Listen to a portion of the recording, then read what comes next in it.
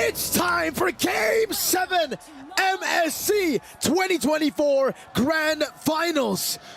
Welcome to the land of dawn. One last time, Selangor Red Giants on the blue side up against Falcons AP BREN on the red side. And already we're seeing the trades being very effective here from Ogwin, now having access to the Arlet. And honestly, I don't know, man. This Arlet is a dangerous pick on Ogwin. Really is. I think back in the day, for me especially, looking at Master Ogwin, every time he picks up the Arlet, he would have the most kills on the team. That's how ridiculous he is on the Arlet. So it really does feel like the analysts also, kind of said it. It's all comfort picks. They're going back to what makes them so special, I would say, individually. And it's perfect to see a Game 7 go like this. Yep, and it's looking phenomenal as well, right? Because once again, from every single lane, they've got a tough job, right?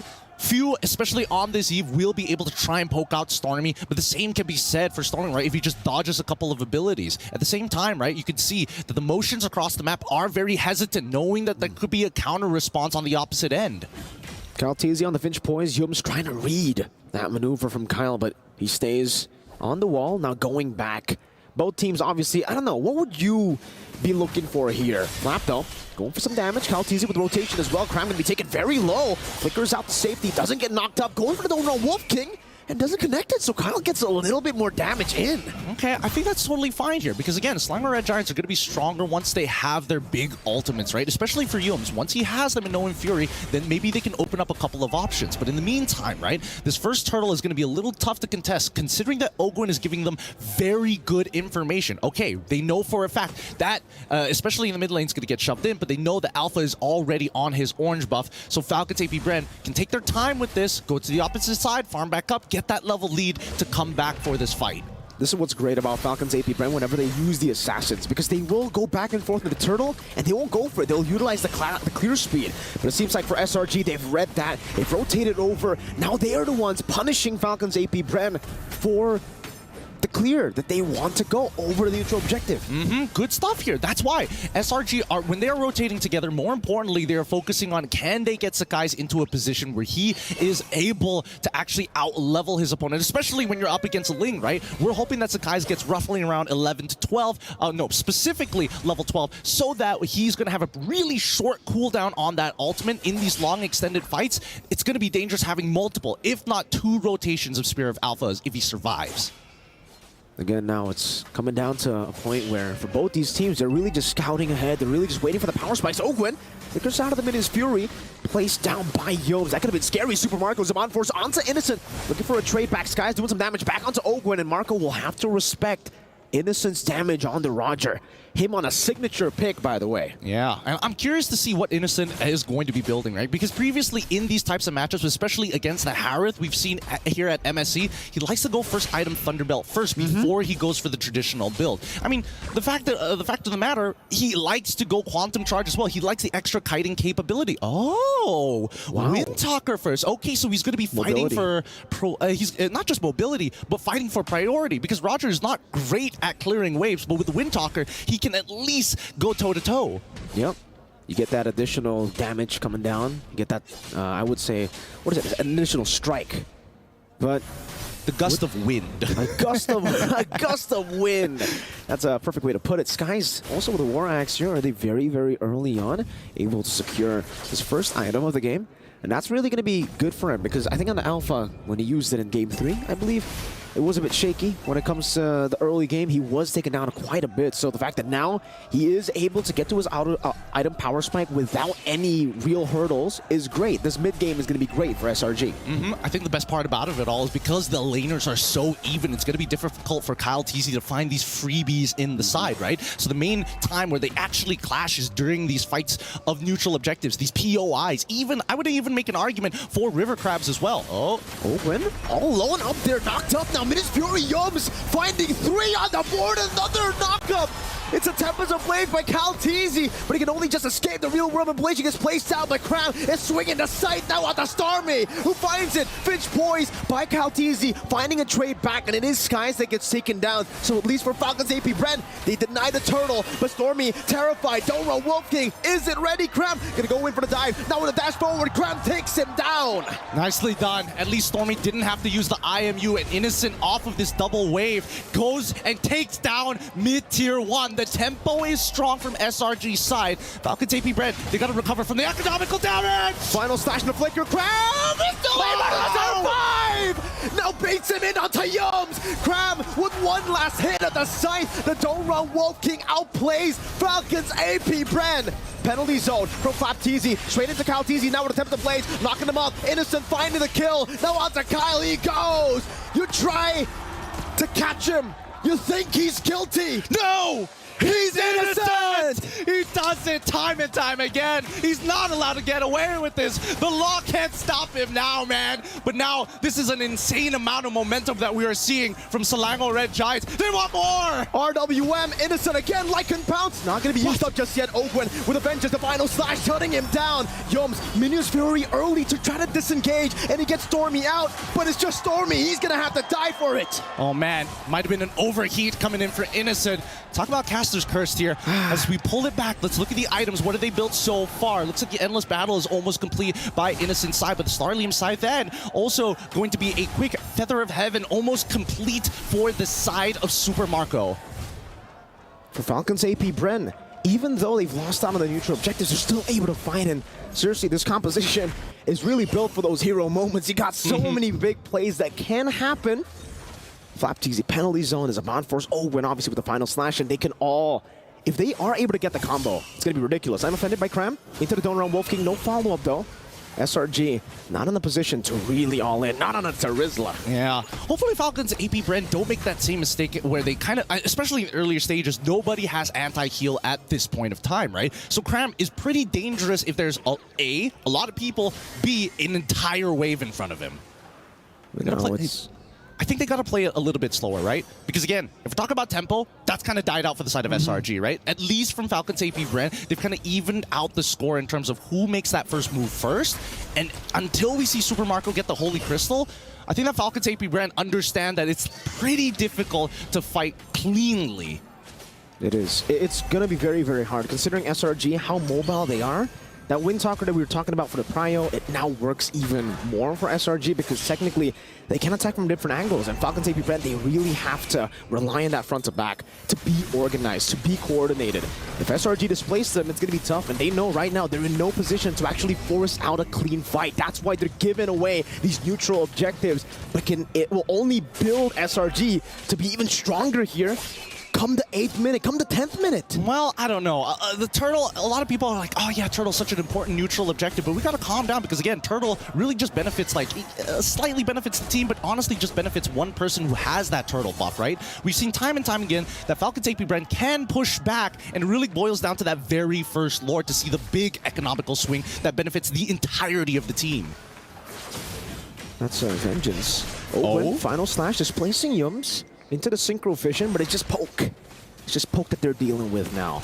For Falcons AP BREN, let's talk about win cons here, because technically, late game, they've got it too. A few Ice Queen Wand, the utility as well, to slow down the mobility that SRG have been utilizing all the way from the early game to this point to actually get an advantage. Yeah, and that's going to be very effective for those who kind of like to stick on you a lot. People like Cramp, people like even Sakai's to a certain degree. Even if he does decide to go for a Brute Force Breastplate, the raw slow from the kit on top of the Ice Queen's Wand from Few is going to make it really, really difficult for him to stand tall. At the same time, it does open up opportunities for Falcons AP BREN to actually go for the counter engage, right? But that's on the assumption that SRG make the first move. Now in the bottom lane, it's a shove again for Falcons AP BREN. This is what they can utilize. I think for the most part, this is why Lings have been so ferocious in MSC 2024. You're able to farm up so fast. You get places real fast as well. Obviously, you have that Finch poise, but it's all about just being a threat in the side lane. And technically, do SRG have someone that they can actually like send towards this Ling to match him at all times? Because even if you can 1v1 him, you can't get to the rest of the team faster than the Ling. Yeah, and there's also the secondary problem, right? Because if Ling is able to split push very effectively, then it boils down to how much wave clear do you have? And wait a minute, if Falcons AP BREN get the Lord, do they have enough wave clear to protect from high ground? That's just not the case for SRG's side. So this very first Lord might just be a make it or break it for them. Definitely is going to be, especially considering, you know, they got a Harith here. They need to find these big team fights. They need to be able to force these big team fights. They're committing on the Lord. Retribution on point for Skies. SRG take it away, and Falcons AP BREN, they concede. I think they don't mind. They know that they have the high ground defense. Worst comes to worst, Tier 2 start falling. As long as they maintain all of their inhibitors, they can actually push back. They're not at like a wave disadvantage for the upcoming Lord push. Sorry, not Lord push, but the upcoming Lord spawn. At the same time, it begs the question, right? What's going on through Falcons AP BREN's head? Did they not want to 50-50 it? Are they more worried about Yums' prime positioning? I don't know about going on to Yums. Able to find a Ministry. On the two straight, and I'm offended. And on another lockup, Stormy deals some damage. Innocent in the back line, gonna be Kai, able to flicker out from the Tempest of Blade. Tram again finding View. They're going for another Stormy with a flicker forward. Ogre gonna be taken down. Super Marco. Oh, no. He's bulletproof, but not anymore. Not to the claws. Oh my goodness, this is on the Lord push as well. This was such a risky maneuver. Falcons AP BREN, they needed to trade up here. This could be an inhibitor pretty quickly, but we'll see. The Lord's still knocking on the tier 2s. Falcons AP BREN, they could diverge, they could divert. A big Lord in the bottom lane. Holy defense used up, and the Lord is still full HP. Oh my god, no way.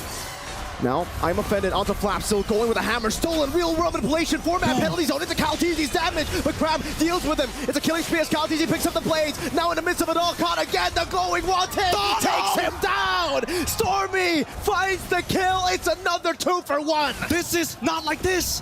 Not like this. It was supposed to be an epic battle. It was supposed to be legendary, but now Slangor Red Giants have an insane economic lead onto Falcons AP BREN. 6,000 gold on match point with an inhibitor missing on the bottom side for Falcons AP BREN. I believe that Falcons can do it. They can bounce back, but we need to see a good final slash from Ogwin. He really needs to make it happen. We're gonna have to see a perfect final slash. We're gonna have to see a magical one. All the words in the dictionary that means miracle or something of the sorts. That's what Falcons AP BREN have to do.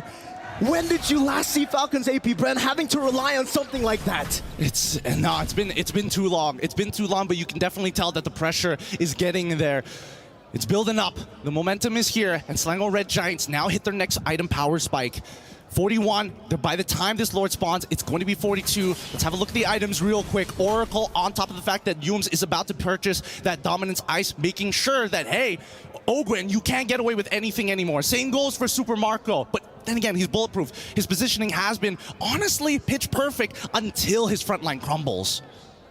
It's very tough if your front line crumbles for a Harith to really look for anything in these skirmishes, because you're not really long range, you're in the fight. When you're in a fight, you are literally in it. You are in the midst of battle. And again, Ogre gets caught in the final slash, but it's not his. It's Stormy's. He stole it away from him. Stormy is doing everything he possibly can to make SRG cross the finish line to create history. I'm gonna hold my breath here. I don't want to jump too far ahead of myself, but that is going to be a Luminous Lord for the side of SRG. 13-5, 13 minutes in Game 7 of the Grand Finals of MSC 2024. The region, the server that was once called Easy Skies, finds the Spear of Alpha, forces Calteezy back again, but take a look at the chase down now. He only used the Finch Poise. They tried to bait out the Tempest of Blades, but they didn't get him. That's fine, that's fine. Good patience coming in for Calteezy. Slangor Red Giants, though, they're gonna have to crack open. This might be their one opportunity to actually set this up for a base crack. But we'll see. They can't overextend here. Definitely not. I'm offended again on the Flapteezy now. With the Spear of Alpha, able to bring him back all the way. Yums in the midst of it all, finding the motivation roar to stay alive for so long. Few dealing some damage still. Skies goes with a Flapteezy, helping Ogwin there, finding the final stats as a stun as well on the skies. And again, it's Caltizi who jumps over to Innocent. Crab buys the immortality. He fights all the way. Stormy trying to survive. Crab in the base. Few doing it as well, trying to go for the clear. No, he's gonna try, but now Stormy's getting in the mix. Salmon Force has been dropped down. Super Marco jumping forward now with the help of Few. Crab in the base, still looking for the play. Super Marco running away, Crab chasing him. He does still have the dash. He gets out of the I'm offended, kiting him away. Few helping him with the Ice Queen wand, ever slightly just slowing him for Falcons AP BREN to survive. I don't know, Cram had an opportunity to keep smacking the base just a little bit more, but if you look at his build tells you everything you need to know. He knows he doesn't have enough damage. He knows that the minion is a little too low to make it work, but on top of it all, he's just making sure he can live.